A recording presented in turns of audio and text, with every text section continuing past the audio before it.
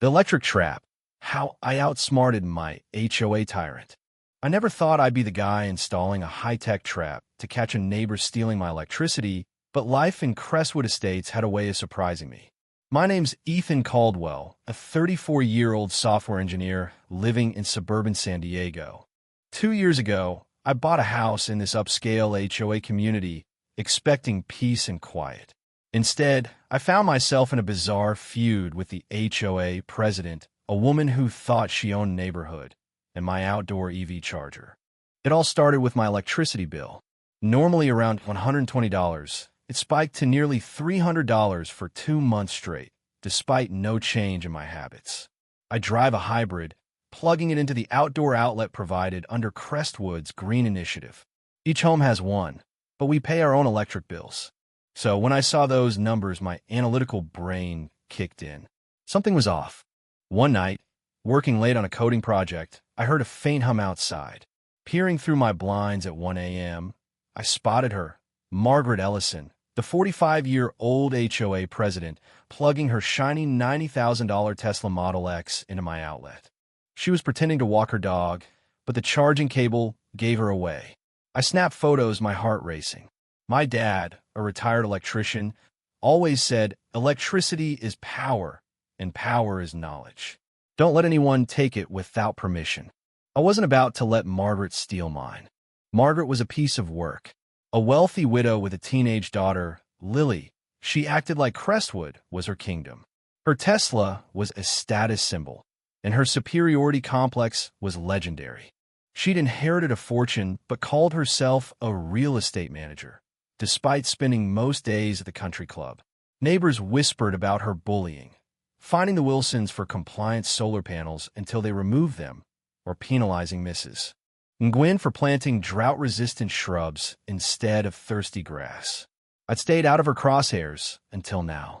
I checked with my neighbor, Tom Reynolds, a 60-year-old retired cop with a top-notch security system. His cameras caught Margaret using my outlet over 20 times in a month, always after midnight. Another neighbor, Sarah Mitchell, a 38-year-old teacher, confirmed Margaret had pulled the same stunt on others until they locked their outlets. The evidence was clear, but I needed to be smart.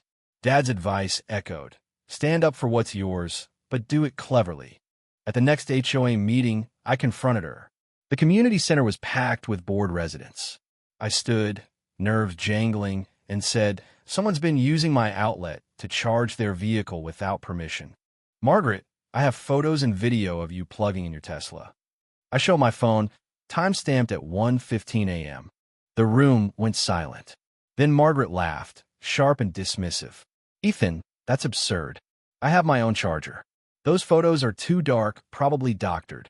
Her ally, Robert Hayes, the HOA vice president, chimed in, "Accusations without proof aren't productive." Lily, sitting in the back, looked mortified, her face red as her mom deflected. My issue was brushed aside, but 2 days later, I got an HOA envelope with 5 violation notices, $250 in fines for nonsense like improper trash can storage and unpainted mailbox. Tom wasn't surprised. "She's done this before," he said. The Morgans questioned her spending. They got fined until they moved. I was furious but determined. Margaret had picked the wrong guy to bully. With my coding skills and Dad's electrical know-how, I built a trap. I designed an electromagnetic lock that would clamp any charging cable unless a hidden keypad code was entered. It'd hold for 15 minutes, alerting my phone. Tom helped me hide a night vision camera and subtle LED lights for clear footage. We disguised it as a standard outlet cover, adding a tiny sign, "Secured Outlet." Unauthorized use trigger security. If Margaret ignored it, she'd have no excuse. While buying parts, I ran into Lily. She apologized for the meeting, whispering, "Mom's furious you called her out. She's planning something." She hinted at financial stress driving Margaret's behavior, despite her lavish image.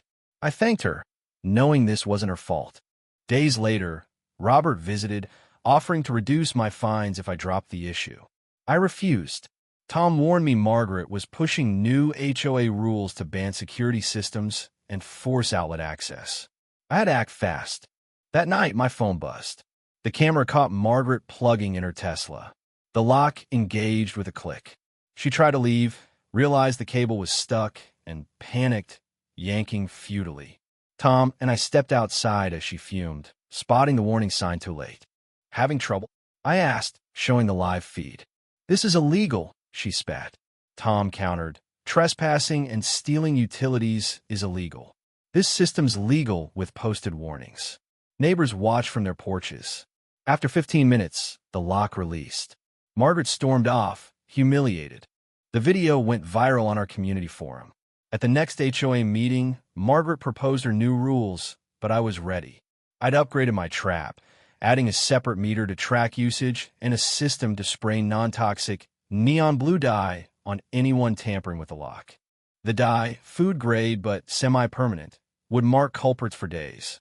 Tom loved it, caught blue-handed. Lily warned me again. Margaret planned to outsmart my system. I swapped the lock for a fake padlock, keeping the real security active. Sure enough, Margaret returned with bolt cutters, dressed like a cat burglar. She cut the decoy, plugged in, and smirked, until the lock engaged and blue dye sprayed her hands, face, and designer jacket. Her scream woke the neighborhood. "What is this?" she yelled, smearing the dye. Tom and I approached, cameras rolling. "Need help?" I asked. She raged about her ruined Burberry, but I pointed to the warning sign and her cut padlock. Neighbors recorded, and Robert, watching, distanced himself. The final HOA meeting was electric. Despite Margaret's attempt to stack the deck with an inconvenient time and a lawyer, residents packed the room. I played a video compilation showing Margaret stealing from 5 homes. My meter confirmed $400 in stolen electricity from me alone. Then I revealed footage of Robert helping her scout targets. The crowd gasped. Margaret snapped, "I had every right," before stopping herself. Lily stood, trembling. "It's true. I've seen Mom do it." Chaos erupted. Tom dropped the bombshell. Margaret had embezzled $20,000 in HOA funds for personal expenses, like Tesla maintenance. Residents demanded an audit and new elections. Margaret resigned, agreeing to repay me and fix my lock to avoid charges. Robert turned on her, spilling more dirt. The board was replaced, with Sarah elected president. Margaret sold her house and moved, admitting to Lily she'd lost control after her husband's death. Lily stayed with friends, hoping her mom's therapy would help. Crestwood transformed under Sarah's leadership. Block parties replaced violation notices, and a mural, "Power to the People," featuring a blue handprint, adorned the community center. My trap became a legend, inspiring other neighborhoods. Months later, Margaret's new HOA contacted me. She was running for their board, already proposing shady fees. I sent my videos with a warning: lock your outlets. Keep blue dye handy. Crestwood was now a true community, proof that one clever stand could spark a revolution. What do you think? Was my trap too harsh, or did Margaret deserve it? Share your thoughts below, especially on confronting bullies and injustice. Where do you stand?